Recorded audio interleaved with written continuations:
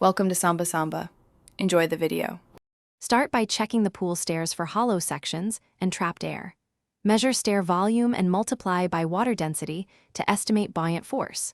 Use a tape and record dimensions in inches for each tread and riser. Check for hollow cores and note any gaps of 1/2 inch or larger. Weigh stairs or approximate mass aiming for 25 to 50 pounds baseline.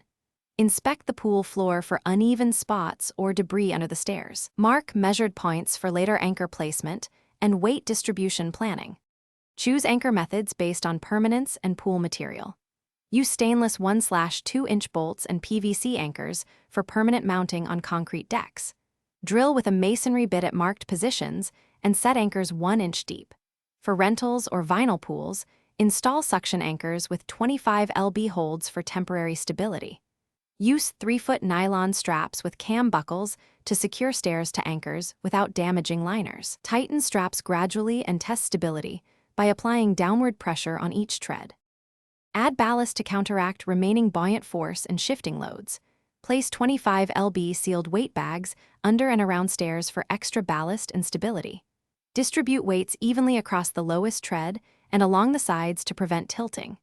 Ensure total ballast equals buoyant force plus 10% safety margin in pounds.